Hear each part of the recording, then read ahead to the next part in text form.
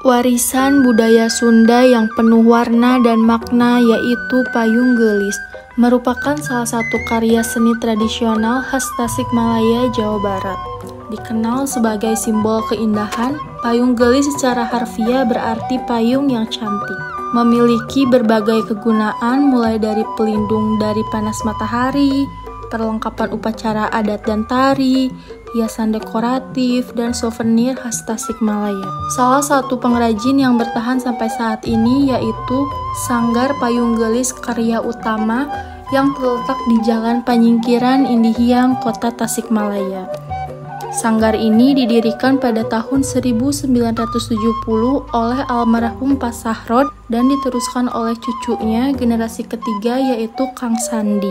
Di sanggar ini menyediakan paket edukasi melukis payung gelis dimulai dengan harga 50 sampai 200 ribu. Masyarakat di sini secara turun-temurun menekuni profesi sebagai pengrajin payung. Sekarang kita masuk ke pembuatan payung gelis. Semuanya dilakukan secara manual dan tradisional tanpa mesin. Rangka payung dibuat dari bambu yang telah melalui proses pengeringan khusus agar kuat namun tetap lentur. Proses pertama yaitu pemasangan benang pada kerangka bambu yang bertujuan untuk memperkuat kerangka agar lebih mudah proses pemasangan kain. Dalam proses pemasangan benang harus dilakukan secara benar dan teliti karena jika ada satu benang yang kurang kuat maka akan berpengaruh terhadap kain yang akan dipasang. Jika tali sudah terpasang, harus dipastikan lagi agar jarak antara masing-masing tetap sama. Selanjutnya, tahap pemasangan kain. Dalam proses ini, kain dilipat menjadi 4 lipatan sederhana, lalu ujung kain dipotong agar membentuk bolongan kecil untuk dimasukkan ke bagian atas kerangka bambu. Setelah ukurannya cukup pas, kain langsung dimasukkan ke dalam poros kerangka bambu, lalu dirapihkan, ditekan sesuai kerangkanya. Setelah kain terpasang pas di kerangka, potong bagian-bagian ujung sesuai kerangka agar kain bisa pas kokoh menutupi semua bagian kerangka. Proses ini harus dilakukan secara hati-hati karena menggunakan pisau yang tajam. Setelah kain terpasang kuat menutupi semua bagian kerangka, lalu masuk ke proses perekatan atau lem. Semua sisi kain dilem agar kuat saat nanti proses pelukisan. Setelah semua sisi kerangka dilem, masuk ke tahap penjemuran. Payung dijemur di bawah sinar matahari agar lem kering dan tidak lepas. Proses pengeringan biasanya membutuhkan waktu 3 jam tergantung cuaca. Setelah dirasa cukup, masuk ke bagian proses penutupan poros kerangka.